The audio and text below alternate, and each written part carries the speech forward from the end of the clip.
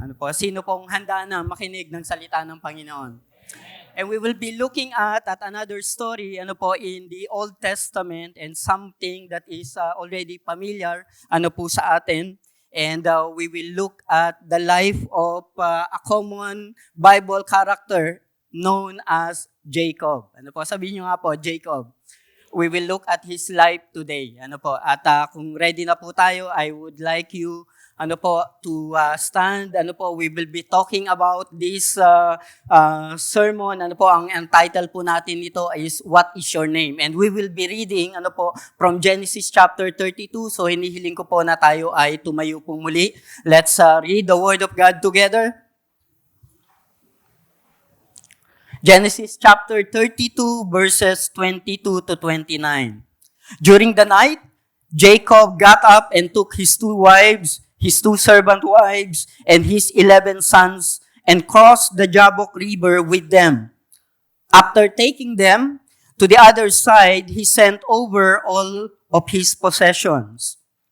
This left Jacob all alone in the camp, and a man came and wrestled with him until the dawn began to break. When the man saw that he would not win the match, he touched Jacob's hip and wrenched it out of its socket. Then the man said, "Let me go, for the dawn is breaking." But Jacob said, "I will not let you go unless you bless me." "What is your name?" the man asked, and he replied, "Jacob." "Your name will no longer be Jacob," the man told him. "From now on, you will be called Israel," which means God fights, because you have fought with God and with men and have won. Ano po, let us pray once again. Heavenly Father, we simply thank you once again, Lord, dahil you have given us a chance to be here together as a congregation, as your people, to look and study your word together. I pray, Father God, that you lead us into your truth. Let your Holy Spirit speak to our hearts today so that we will get the blessing of your word. We thank you, Lord, and allow your servant, Lord God, to be under your will. At hayaan mo, Panginoon, ng iyo pong layunin, ang iyo pong salita, ang marinig lamang ng iyong mga anak. We thank you, God, and all the praises and glory belongs to you. In the name of our Lord Jesus Christ, and everyone say, Amen, Amen. Sige po. At tayo po ay makakaupo na, ano po, and that verses, ano po, that we have read in Genesis chapter 32, 22 to 29 is probably common, ano po, to most of us, ano po, and most of the time, ano po, this story is used to illustrate the persistence, the need for persistence, especially in prayer. Narinig nyo na po siguro ito that Jacob wrestled with God. Ano po? At if you look at your Bible, ano po, makikita nyo po na sa title ay meron pong nilagay po doon. And that is, Jacob wrestles with God. Now, we have to remember ano po, that when the scriptures was written, wala pong mga title, ano po, walang chapters, walang verses. This was included by man, ano po, para madali po nating mahanap. But that is the title, ano po, Jacob wrestles with God. At karamihan nga po, ano po, kalimitan rather, na ginagamit po yung istorya na to upang ipakita ang need for persistence, lalo na sa prayer. Maaring narinig nyo na po no, na ang iba ay sinasabi nila na we need to wrestle with God. Ano po? We need to be persistent. Ano po? When we are asking God for a blessing. Wala naman pong masama sa persistence. Ano po? In fact, our Lord Jesus Christ had also told us, ano po, in the gospel that we need to be persistent. Ano po? When we are dealing, ano po, when we are asking, ano po, some favor with God. But in this part of Genesis chapter 32, I would suggest that it's not really the point. Ano po, it's not about prayer, it's not about being persistent in prayer. It talks about something else. Ano po? At yan po ang titingnan natin. The common understanding is that when we wrestle with God, Narinig niyo na po ba yon? Na sometimes we need to wrestle with God. Ano po? He will give what we pray for or that He will bless us. Yan. Kailangan makipagbuno tayo sa Panginoon. Kagaya ng nangyari kay Jacob. Ano po? So that is the common misunderstanding, as I would say. And I will give you some points. Ano po? Bakit hindi po yun ang punto ng verses po na ito? And I would like you to look at that. Ano po? Open nyo lang po ang Bible nyo in this portion of Genesis chapter 32. First question, ano po? Can anyone really fight with God and win? Meron po bang tao na makikipaglaban sa Diyos at mananalo? Okay? That is something that we need to answer. Because here, sa part ng binasa po natin, sabi po doon, he wrestled with God and had won. Sabi po doon. But again, ang tanong po natin, can anyone really fight with God and win? And the answer to that is no. Sabi nyo nga po, no. Naniniwala po ba kayo? Nag-agree po ba kayo doon? Mananalo po ba tayo sa Diyos? Hindi po. And I'll give you a verse. When we talk about God, sabi po sa Isaiah chapter 40 verses 28 to 29, this is a characteristic, this is an attribute of God. Have you never heard? Hindi mo ba narinig? Have you never understood? Hindi mo ba naintindihan? The Lord is what? The Lord is an everlasting God. Sabi niyo nga po, everlasting. He is eternal. He is the creator of all the earth. He never grows weak or weary. Hindi po siya nanghihina. Hindi po siya napanghihinaan ng loob. No one can measure the depths of His understanding. Wala pong makakaunawa ng kanya pong kaisipan. He gives power to the weak and strength to the powerless. So you see, the character of God, siya nga po ang nagbibigay ng lakas. Hindi po ba? Siya po ang nagbibigay ng kalakasan. So how can anyone fight with God and win? Hindi po tayo mananalo. At alam niyo po, yung sumunod na verses dito ay verses na familiar sa atin.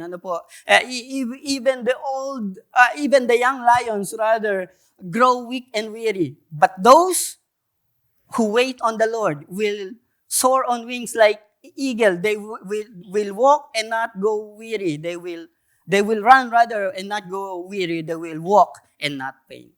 So, ang Diyos ang nagbibigay ng kalakasan. In fact, sa Old Testament, mababasa po natin, after this Genesis, in Exodus, and in Numbers, sometimes God sends angel, to fight the enemies of Israel. At alam niyo po, isang angel can kill tens of thousands of the enemies. Hindi po ba? Nabasa niyo po ba yun? Isang anghel, marami po siyang kayang patayin. So, yung na-encounter ni Jacob na angel, angel po yun, ay hinayaan po siyang manalo. In fact, that wrestling with God is symbolic of what happened to Jacob. So, this is the point. We can never win against God. So, it's not something about we have to wrestle with God. Para ibigay niya ang kailangan po natin. That is a wrong understanding, mga kapatid. Amen po ba? Andiyan pa po ba kayo? At another thing, that's why we need not to wrestle with God. In that sense. Our Lord Jesus said, don't be like them. Sino po yung them? The pagans. Yung hindi nakakakilala sa Diyos. Don't be like them. Sabi po ng Panginoong Jesus, for your Father knows exactly what you need even before you ask Him. So bakit ka makikipagbuno sa Panginoon? Hindi ka pa nga nagsasabi sa iyong panalangin, alam na ng Diyos ang iyong kailangan. Amen? So you don't need to wrestle with God. You don't need to battle with God. Okay? We do not need to wrestle, to strive, or even to overcome God in order for us to be blessed. Yan. Yan po ang isang itatama natin, sa kaisipan, mula po doon sa ating pong binasa. We do not need to do that because we cannot win against God, and second, God knows what you need even before you ask Him. Amen? So, hindi natin kailangan makipaglaban, mga kapatid. But rather, ano pong kailangan natin? We just need to be true to God. Sabi nyo nga po, true. True. Kailangan po nating maging tapat. Kailangan po nating maging totoo sa Diyos. Sabi nyo nga po sa katabi nyo, totoo ka ba? So, kailangan natin maging totoo sa Panginoon. Sometimes we worship God, we sing those songs, Yung kinakanta po natin, wala pong meaning yan pag hindi totoo sa puso natin. Tama po ba? So we need to be true to God. And that's the critical thing dito po, sa verses po na to. We need to be true to God. In 1978, and towards 1979, Billy Joel, a known singer, had released an album entitled 32nd Street. And one of the songs that goes right into the top 40 hanggang early 80s po yan ay a song entitled Honesty. No? Okay, so napapakanta na kayo. No? Okay, echo nga dyan please. Honesty is such a lonely word. Hindi, huwag kayong pumalakpak. Anong kasunod po noon? Yan. Everyone is so untrue. Ayan. So 1978, towards the 1980s. At alam niyo po, lahat ng critics, ng mga kanta, they just have positive feedback, kay Billy Joel. Because yung lyrics po nito ay napakatotoo. So if it was true in 1978, is it true now? Sa panahon po natin, totoo po ba yan? That honesty is still a lonely word? Because everyone seems to be untrue. And totoo po yan. At bakit po ganon? Because the Bible tells us the heart of man is deceitful. Above all else. And no one can understand it except the Lord. The heart of man. Ang karakteristik po ng puso ng tao is that it is deceitful. Deceitful means, it has no truth in it. Panloloko, no? Yan po ang alam ng puso natin. We are not inclined to truth, we are inclined to deception. Kaya maybe Billy Joel, although may some exaggeration, sa kanyang kanta na yan. Kasi sabi niya, everyone. Hindi naman siguro everyone. And hopefully, those who really have faith in God ay hindi kasama dyan. Okay? Honesty is such a lonely word. Because everyone is untrue.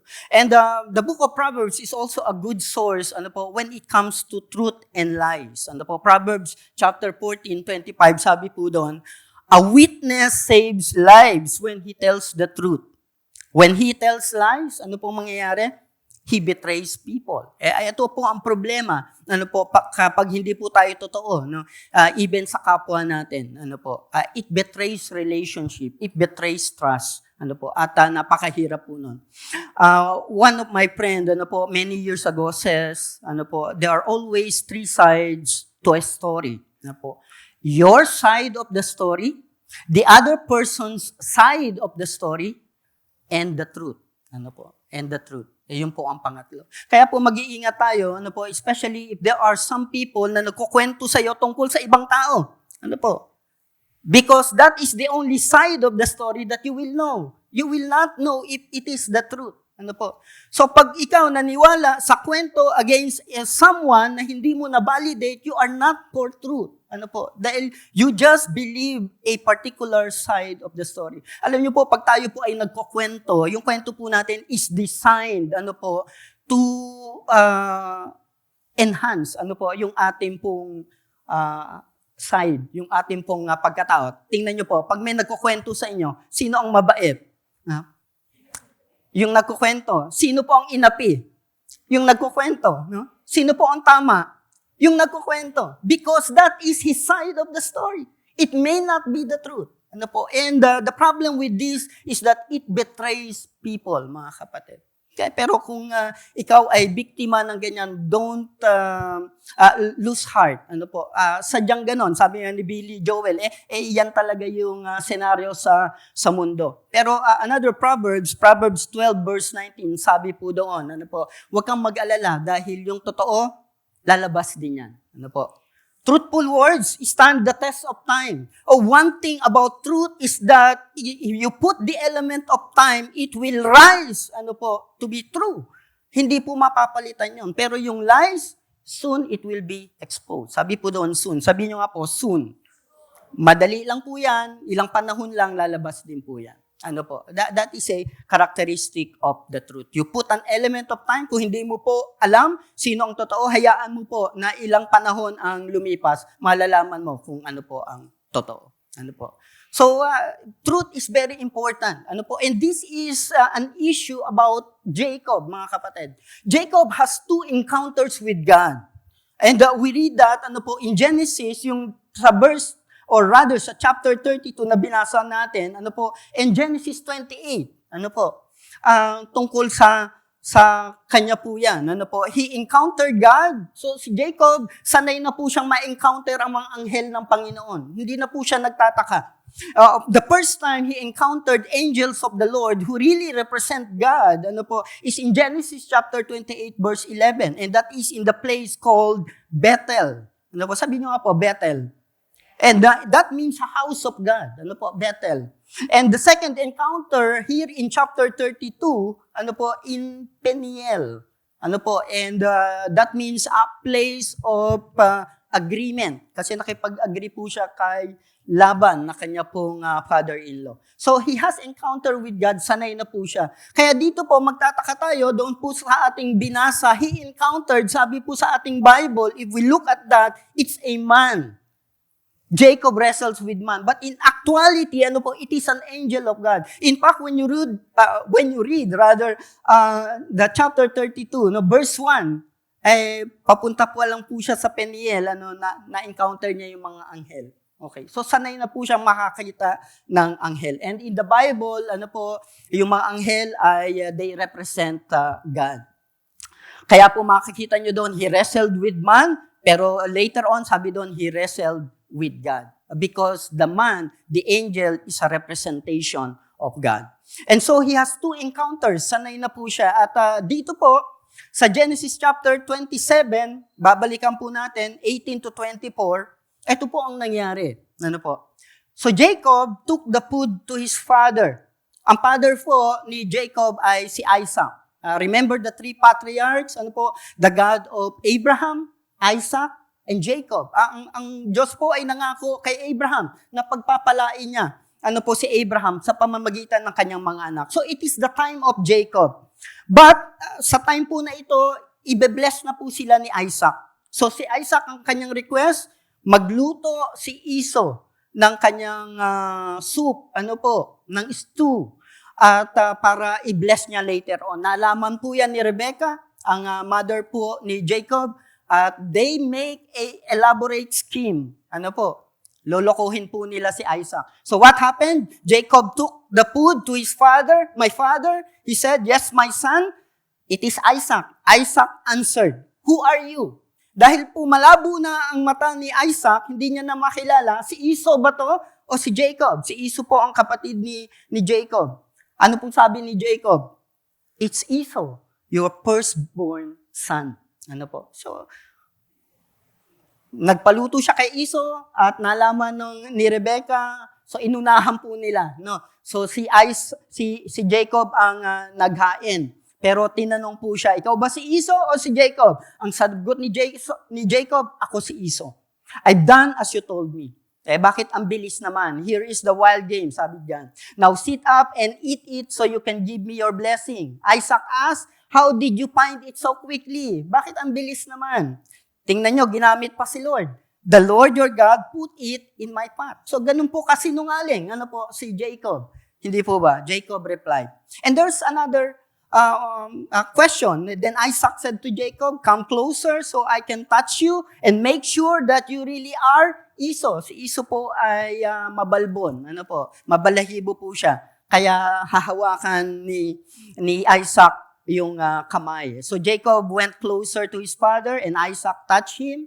Pero part of their elaborate scheme, naglagay rin po ng mabalahibong balat. Ano po? Si Jacob. The voice is Jacob. Sabi ni Isaac, meron na siyang hint eh. Parang ang boses mo si Jacob. But the hands are Esau. Pero yung kamay mo parang si Esau. Isaac said, but he did not recognize Jacob because Jacob's hands felt hairy just like Esau. Okay, nasusundan niyo po ang story? Ano po? And Isaac made another question. So Isaac prepared to bless Jacob, but are you really is my son Esau. So, Isaac wanted to be sure dahil at that time, yung kanila pong salita ay very powerful. Once lang po magbibigay ng blessing si Isaac, sa kanyang mga anak. But are you really my son Esau? He asked. And what is Jacob's reply? Yes, I am. Yes, I am. Kaya po we entitled this message, what is your name? Sabihin niyo nga po sa katabi niyo, what is your name? What is your name? Hindi po ba nakakapagtaka, na si Jacob po ay humihingi ng blessing. That's why we say, it's not about wrestling with God, Jacob is asking for a blessing, okay? But hindi po ba very unique? Hindi po ba nakakapagtaka? Sabi ni Jacob, hindi kita bibitawan hanggat hindi mo ako bless. Sana ang tanong ng angel ay, anong gusto mong blessing? Maintindihan po natin yon. Or paano kita gustong i-bless? Pero ang tanong ng angel sa kanya, what is your name? What is your name? And going back, doon sa Genesis chapter 27, we understand, we understand the question ng angel. Because 20 years ago, Jacob was asked the same question by his father. His father asked, what is your name? And Jacob says, I am Esau. God wanted to bless Jacob, and the angel asked him once again. God wanted to correct the heart of Jacob. And the angel said, what is your name? And this time, tama na po ang sagot ni Jacob. Ano pong sagot ni Jacob? I am Jacob. Amen? So it's not about wrestling with God, it is about being true to God. Jacob's blessing is bound to happen, mga kapatid, dahil ipinangako na po yung kay Abraham. Matagal na pong ipinangako kay Abraham. But God will not bless him, unless he become true. Ang pangalan po ni Jacob, ang ibig sabihin ay deceiver. And he lived according to his name. That's why when he answered the question, I am Jacob, sabi po ng angel sa kanya, from now on, it will not be your name. You will no longer be a deceiver. Your name will become Israel because Israel means God fights. That's why yung wrestling, ni Jacob with an angel is just a symbolic representation of what is actually happening to Jacob many years ago. He is living in deception, he is living in untruthfulness, and God wants to put an end to that untruthfulness. Otherwise, he will not get the blessing of God. Andiyan pa po ba kayo? Tanungin nyo nga po ang katabi nyo uli, what is your name? Ikaw ba talaga yan? O nagpapanggap kang ibang tao? This is the lesson. Truthfulness before God precedes the blessing. Truthfulness before God precedes the blessing. Sometimes we wanted to be blessed.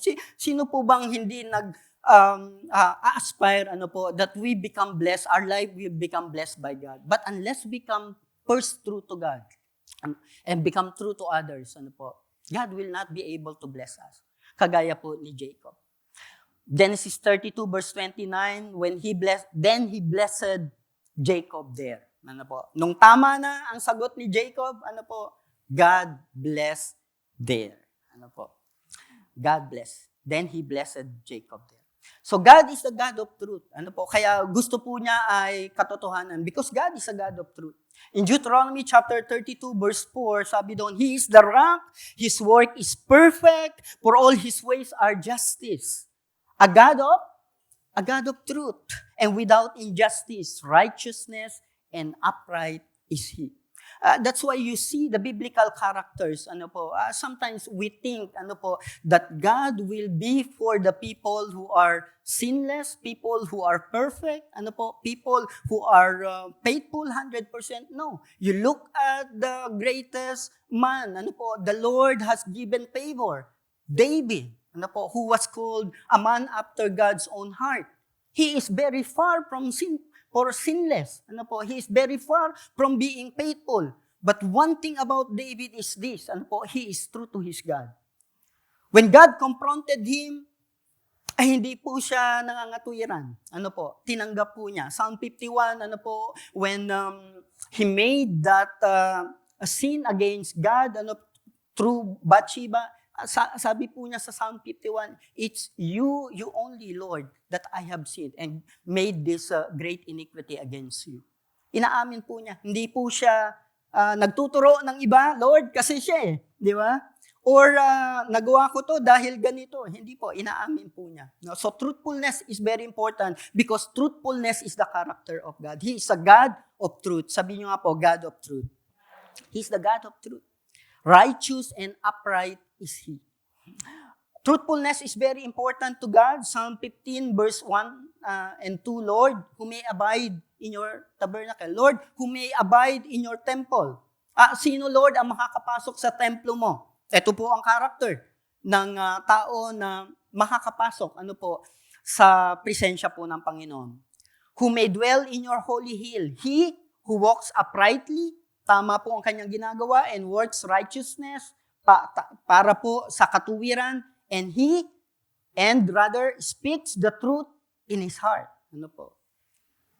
He who speaks the truth in his heart. Pwede po bang sasamba tayo sa Diyos pero may sinasabi tayong mali sa ibang tao? Will that be honoring to the Lord? Hindi po. Sa totoo lang, hindi po. Na hindi po masisiyahan ang Panginoon. Because truthfulness is very important to God, mga kapatid. And when it comes to truth, when it comes to truth, alam niyo po, we live in a society that ang tawag po ay postmodernism. This is a world view na nagsasabi that truth is relative. Ang paniniwala po ngayon is truth is relative. Meaning, truth is dependent on the culture, truth is dependent on the people, and in effect, your truth may not be my truth. And my truth may not be your truth. Yan po ang belief system ng tao, ng society. Okay? But not for the people of God. Amen po ba? Sana hindi sa mga anak ng Panginoon. Because for us, truth is embodied in the person of our Lord Jesus Christ. Our Lord Jesus Christ says, I am the way, the truth, and the life. No one comes to the Father except through me. He did not say, you will find truth in my teaching. Hindi po ganon. Truth is I am. Truth is embodied in the person of our Lord Jesus Christ. It's not only in His teaching. What it meant, brothers and sisters, when Jesus says, I am the truth, is that Jesus is the standard of truth. What He says, what He did, is the truth. It is the embodiment of truth. And what God had done, para hindi po tayo naliligaw, is that He made the truth written so that we would have a basis, mga kapatid. Our Bible. Kaya po, napaka-importante na binabasa po natin ang Bible because it is the foundation of our truth. Truth is not relative, mga kapatid. Truth is absolute. Truth has a standard. And for Christians who believe in God, who believe in the person of our Lord Jesus Christ, truth can be found here. Amen po ba? Kaya nga po natin binabasa to, hindi lang linggo natin pinag-aaralan, dapat binabasa po natin araw-araw. Sabi po ng psalmist, it is our delight because here we can find the truth. Kahit na iba ang sinasabing truth, ng society, kahit na iba ang truth na sinasabi ng ibang tao, this is still our foundation, mga kapatid. Okay? It is our truth. Jesus is the way, the truth, and the life. And John 17:17, sabi po ng Panginoong Jesus, sanctify them with your truth. Your word is the truth. Your word is the truth. The word of God is our truth. Amen po ba? Kaya po, let's give value sa word of God. And we can, not only we can learn, we can see the truth. We can see the person of our Lord Jesus Christ. And one thing more, we cannot separate the truth from our Lord Jesus Christ and His word. Yun po ang ating foundation. Ano po? So when we talk about truth, ano po, in the biblical sense, we cannot deal with that apart from the Bible, mga kapatid. Yan po ang basis po natin. Ano po? Ay hindi po natin yan na mapaghihiwalay. So from Jacob's story, ano po, ay meron pong tatlong bagay ano na makikita po tayo where his truthfulness leads to. Alam po natin, okay, at that time na discover na po ni Jacob, okay, ang kanyang tunay na pagkatao, inaamin niya na po na siya si Jacob, hindi po siya si Esau. Ibig sabihin, naging totoo na siya sa kanyang pagkatao. Three things, ano po, when we encounter truthfulness, when we deal truthfulness, it will lead to three things. Ano po? At eto po yung tatlo na yon. Ano po? Ready na po ba kayo? Okay, parang hindi pa. Ano pare? Unang katotohanan po no, na pupuntahan kapag we embrace truth. Truth leads us to humility. Sabihin nyo nga po, humility.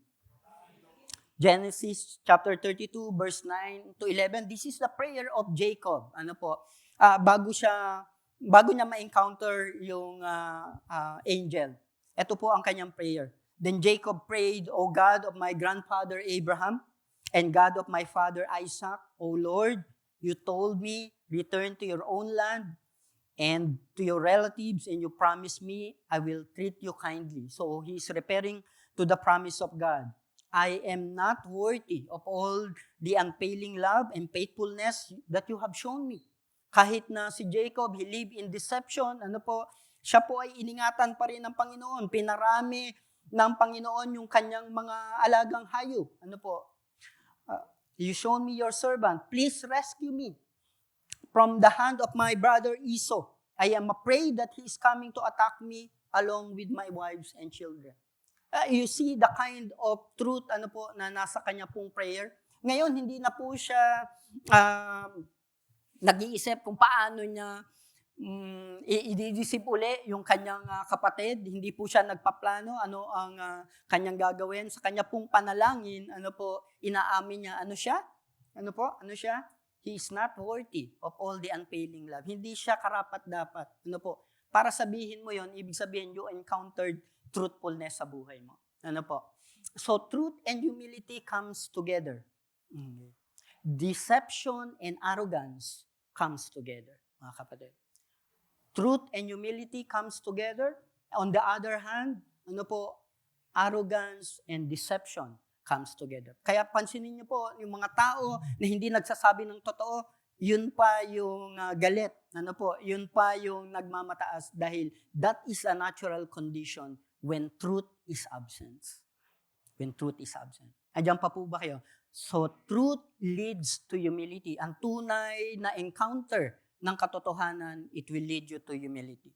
Second, ano po? Truth leads us to reconciliation. Sabihin niyo po, reconciliation.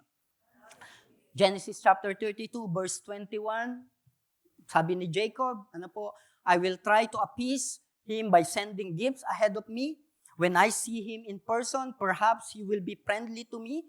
So the gifts were sent on ahead, while Jacob himself spent that night in the camp. Ano po? So yung kanyang plano, ano po, hindi na para galitin yung kanyang kapatid, hindi na para lokohin ang kanyang kapatid na si Esau, yung plano niya para magbigay na ng regalo, which is a good thing. Ano po? Ano pong plano ni Jacob?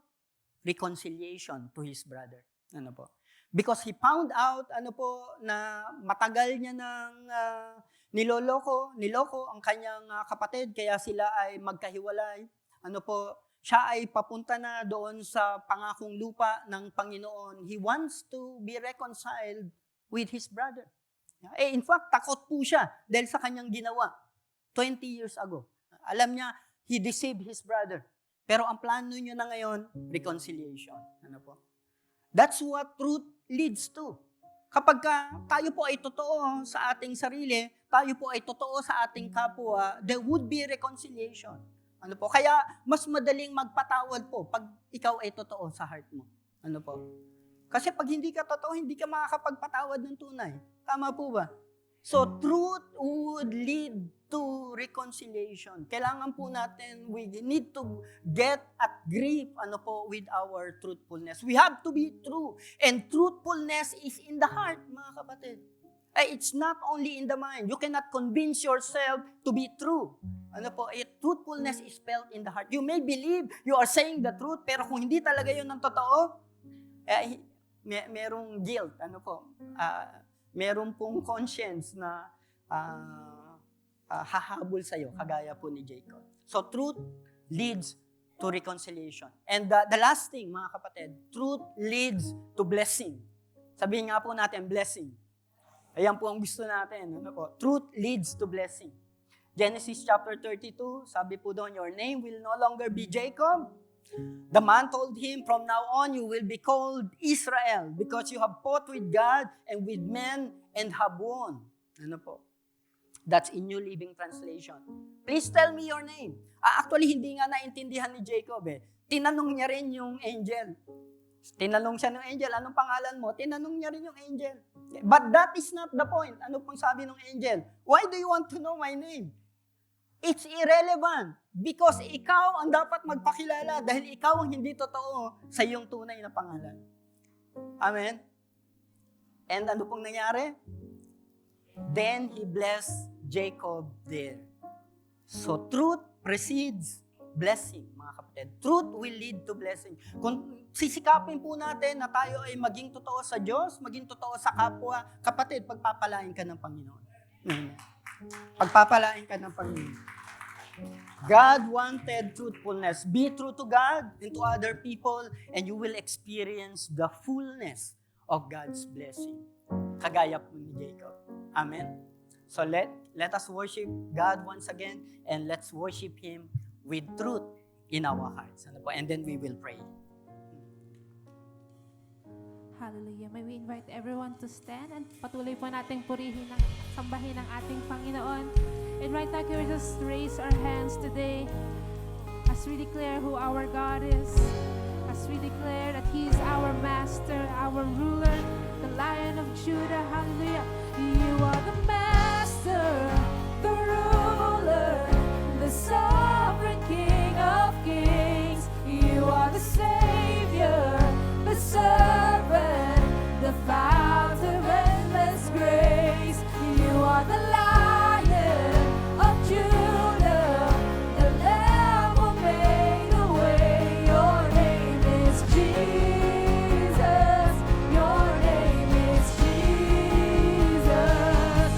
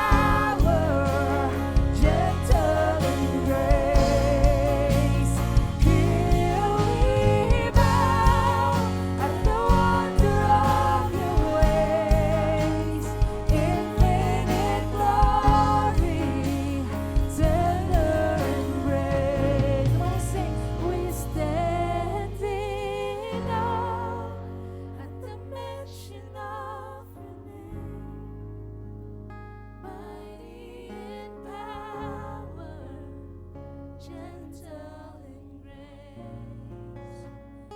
Here we bow at the wonder of your ways, infinite glory, tender embrace. Oh, how great is your name. Hallelujah. Your name is great, God. You are a God of truth. So Lord, we thank you once again, Lord. Andito po ang inyong mga anak, Lord.